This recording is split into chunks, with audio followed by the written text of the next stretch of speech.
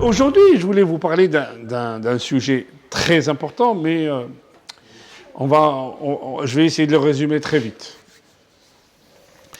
L'ulama, l'istiqra, c'est quoi? On va lire le Coran, et on regarde ce qu'Allah subhanahu wa ta'ala il veut à travers le Coran.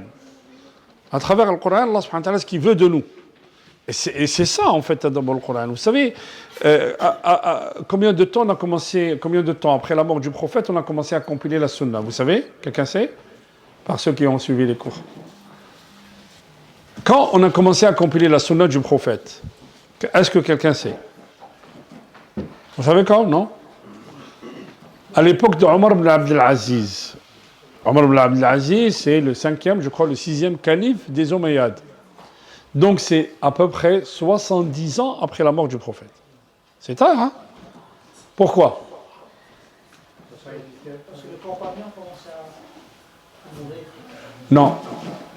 Oui, c'est une des conséquences. Mais pourquoi on a attendu si longtemps? Pour éviter le mélange avec le Coran. Barakallahu fik. Pour éviter le mélange avec le Coran. Parce que le Coran était tellement important pour les compagnons qu'ils ont fait un gros travail sur le Coran. Ils ont compilé le Coran, ils ont fait ce qu'on appelle la voyalisation que vous voyez, shakl. Ça n'existait pas à l'époque du prophète. Niqat, les points, ça n'existait pas à l'époque du prophète. En fait, tabayyanu ou la fatathabbatu. Selon que tu mets niqat, c'est tabayyanu ou la tathabbatu. Le rasm, il est différent. Ok, Mushaf ibn Mas'ud, c'est pas le Mushaf de Sayyidina Uthman. Ça n'a rien à voir. Bon, ça, c'est l'histoire du Coran. Mais on reste sur des qira'at, il n'y a pas de... Les ulama bil istiqra, ils vous disent, Allah subhanahu wa ta'ala, quand il a descendu l'islam, quand il a descendu le Coran, les hifz al-daruriyat al-khams. Dans la vie, nous avons 5 grandes nécessités qu'on doit préserver. Écoutez bien. Et ça, tout ça est dans le Coran. Si vous lisez le Coran, si vous analysez le Coran, ce que Allah subhanahu wa ta'ala veut de nous, il veut préserver les 5 grandes nécessités. Le premier qui a parlé de ça, c'est l'imam al-Juwayni, et c'est l'imam de l'imam Abu Hamid al-Ghazali. L'imam al-Juwayni, à son époque, qui vivait à peu près avant l'an 1000 de grégorien, quand il allait à la Mecque, c'était lui l'imam de la Mecque. Et quand il allait à Médine, c'était lui l'imam de Médine, l'imam al-Juwayni. L'élève Taou, Abu Hamid al-Ghazali. L'imam al-Juwayni, il dit, les 5 grandes nécessités, c'est quoi? C'est hifz al-din, zid, hifz al-nafs, non, le mal, même bad. Mazal, il y a un degré, ouais. Tartib. Le nafs, c'est plus important que le mal. Ok? Hifz al-din, hifz al-nafs, zid. Là, le 9 on l'a dit, le deuxième. Voilà. Le troisième, c'est l'ird, ou l'usra, ou l'nasl. L'ird, l'usra, l'nasl. Quatrième, le mal.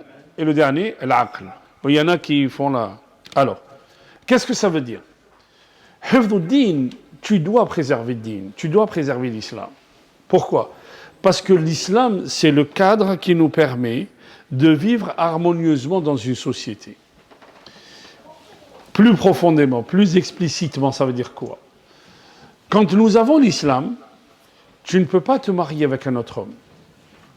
Quand nous avons l'islam, tu ne peux pas cloner un être humain. En fait, il y a des garde-fous qui sont l'islam. Ok? Allah subhanahu wa ta'ala, à travers l'islam, et d'ailleurs, c'est ce que vous faites quand vous faites du droit. Le droit, c'est quoi? On vous dit, le droit permet de vivre tous dans une enceinte. On vous trace un cercle, quand on fait du droit, on vous trace un cercle et on vous dit, on est tous dans cette enceinte. Si vous essayez de sortir de cette enceinte, qu'est-ce qu'il y a? Il y a la loi. La loi qui va vous réprimander. Vous allez passer devant monsieur le juge, il va vous réprimander. Et donc, c'est ce qui nous permet de vivre tous en harmonie. Et c'est pour ça qu'Allah subhanahu wa ta'ala te dit, tu peux défendre ton din en donnant ta vie. C'est pour ça que le neuf, ça vient après. Les hifz din, pour protéger le din et pour... qu'est-ce qu'il faut? Il faut construire des mosquées, il faut faire la prière. Tu ne peux pas rester dans un endroit où il n'y a pas de... Pourquoi? Parce que la mosquée, elle crée cette cohésion. Elle crée cette cohésion, elle crée ce tissu social et ce lien social. Alors, il y a الضروريات qui est حفظ الدين. Ou le hajiyat, les besoins. Les besoins, les hifd al-din, c'est quoi? C'est créer une mosquée. Bina ou le masajid. Le tahsiniyat, c'est appeler les gens à la prière, l'adhan. Vous voyez? Bon.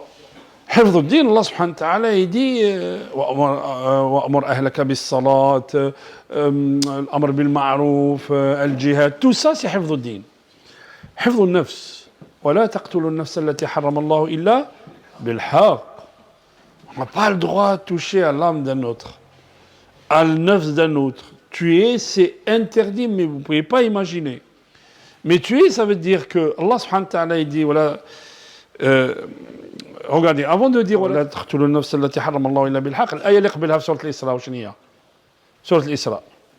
allez ولا تقربوا الزنا ولا تقربوا الزنا إنه كان فاحشة وساء سبيلا. ومن بعدها ولا تقتلوا النفس التي حرم. Pourquoi Allah subhanahu wa ta'ala parle de zina تكلم عن الزنا قبل القتل. Pourquoi? Vous savez pourquoi? Parce que zina, la fornication, elle va t'amener à ce que la femme soit enceinte, et après on descend le bébé. Vous avez vu? Coran, hein, Kalamullah. Il y a des gens qui ne croient pas, mais allez, nous on croit que c'est Kalamullah. Ok? Hifdh al-nafs, c'est très important.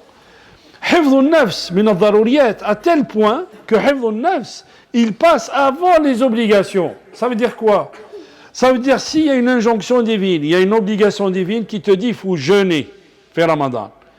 Et que toi, si tu jeûnes, tu peux mourir parce que tu es malade ou tu as quelque chose. Ben, tu ne jeûnes pas. Et si tu jeûnes, tu commets un péché. هذا هو حفظ النفس. حفظ النفس. Écoutez bien, حفظ النفس, c'est en France, il y a ce qu'on appelle, et les lois ne sont pas venues comme ça. En France, il y a ce qu'on appelle l'AME. L'AME, vous savez ce que c'est? C'est l'aide médicale d'État. L'aide médicale d'État, les politiques, ils la sortent comme ça nous coûte 800 millions et tout. Ok, 800 millions par an. Pourquoi en France on a fait l'aide médicale d'État? On l'a fait pour qui? On l'a fait pour les gens qui sont sans papier. D'abord, ça nous permet de recenser les sans-papiers. Mais le premier but, ce n'était pas de recenser les sans-papiers. Le premier but, c'était quoi? De protéger la société. Pourquoi on protège la société? Et comment on protège la société? Imaginez quelqu'un qui est sans-papier, qui vient clandestinement en France et qui est malade. Mais il n'a pas de sécurité sociale, n'a pas d'argent pour aller se soigner. Et qui porte une maladie contagieuse. Il va transmettre sa maladie à toute la société. Alors qu'est-ce qu'on préfère? Soigner un ou soigner 4 millions? Soigner un. هذه حفظ النفس. Vous voyez? L'islam, il en parle de ça. Depuis Abu Hanifa. 150 de l'Hijr. هذا هو الإسلام أيها الإخوة. C'est ça notre islam. حفظ النفس, c'est ça. Après, le troisième élément, حفظ المال. في حفظ المال, le vol est interdit. Le dol est interdit. Le bay', il y a des conditions في البيع. Tu ne peux pas vendre n'importe quoi. Tu ne peux pas vendre le haram. Tu ne peux pas pratiquer le riba. Tu ne peux pas avoir le jahala. Le jahala, c'est l'ignorance. Quelque chose que tu ignores dans le produit. Tu ne peux pas vendre ce que tu ne possèdes pas. Tu ne peux pas vendre, par exemple, tu vas, il y a des conteneurs dans un port et on te dit, tu donnes un prix et tu ne sais pas ce qu'il y a dans le conteneur. Tu ne peux pas vendre ou acheter ce que tu ne sais pas. Tu ne peux pas dire, allez, je vends ça, tu donnes ce que tu veux. L'islam, non. Je fixe le prix. Ça, c'est 1 euro. C'est 10 euros. Tu achètes, tu veux donner plus, tu donnes plus. Mais tu ne peux pas dire, je vends, tu donnes ce que tu veux. Non, il faut fixer le prix. Le bay', il y a des règles dans l'islam. Tu ne peux pas pratiquer le riba dans le bay'. Tout ça, c'est des règles financières. Bon, je reviens à l'usra, qui est le troisième élément. L'usra, il n'y a pas quelque chose de très détaillé dans le Coran comme la famille. Il n'y a pas quelque chose de aussi détaillé qui m'a l'usra.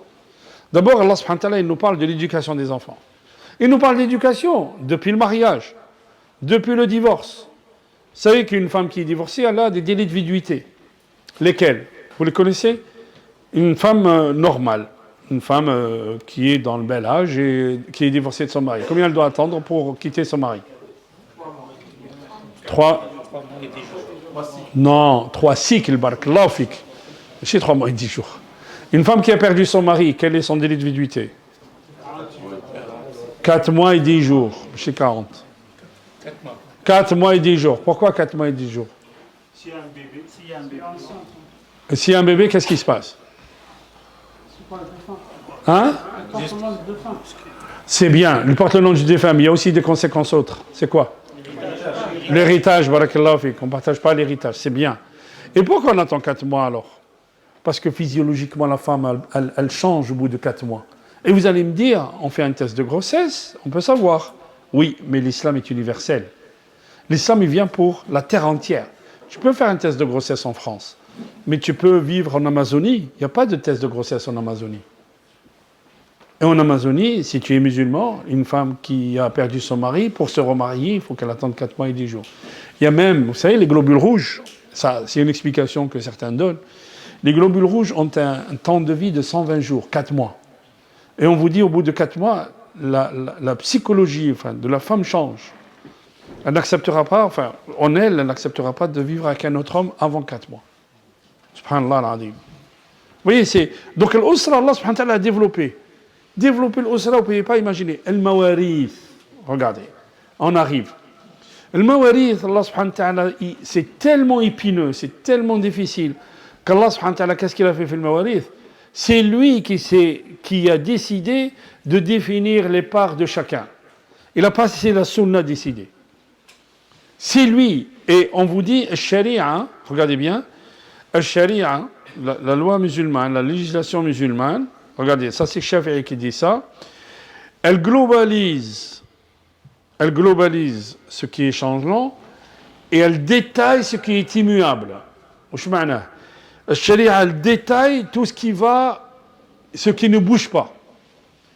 Mais elle globalise ce qui va changer. Allah subhanahu wa ta'ala dit wa amruhum shura bainahum. Celui qui sont concernés par l'affaire, Allah subhanahu wa ta'ala va pratiquer la shura. On est des membres de la mosquée, pratique la shura entre nous, les moussallines. On n'est pas obligé d'aller demander les gens qui sont en Italie ou les gens qui sont dans le sud de la France. On est là à Paris, voilà. On demande les gens, voilà. Si on fait des élections syndicales, dans la société, les gens qui sont en dehors de la société, si on fait des élections en France, on ne demande pas l'avis des Norvégiens ou des Africains, on demande aux Français. Voilà. Amrohum shura bainahum. Amrohum, alladhi yahmuhum al-amr.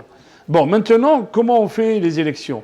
Chaque pays, chaque tribu a sa propre...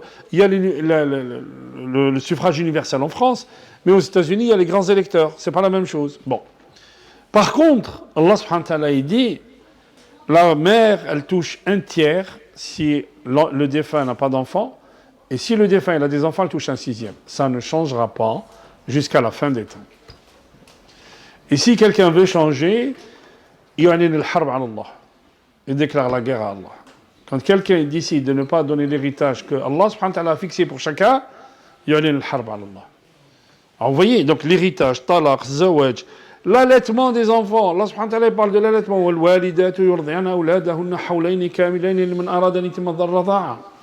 Qu'est-ce qu'il fait Allah subhanahu wa ta'ala? Il interdit le zina, il interdit la fornication, il interdit la calomnie. Quelqu'un qui calomnie, la taqbalu lahum shahadatan abada. C'est-à-dire quelqu'un qui a calomnié, il vient assister à un mariage. Il y a 2 témoins et lui, il fait partie des témoins du mariage. Le mariage est vicié, il faut le refaire. Vous avez vu notre islam, comment il est, les rois? L'islam, c'est pas un rituel. Je viens, je fais ma salat et je m'en vais à la maison. Et après, dès que je sors de la mosquée, je fais autre chose, je fais les 400 coups. Là, badan. Ça gère ma vie. Et il n'est jamais incompatible de vivre dans une société qui ne pratique pas l'islam. Jamais, jamais, jamais. Il y a les lois du pays et il y a les lois de l'islam. Je respecte les deux. Et je n'outrepasse jamais les deux. Il n'y a aucun problème là-dessus.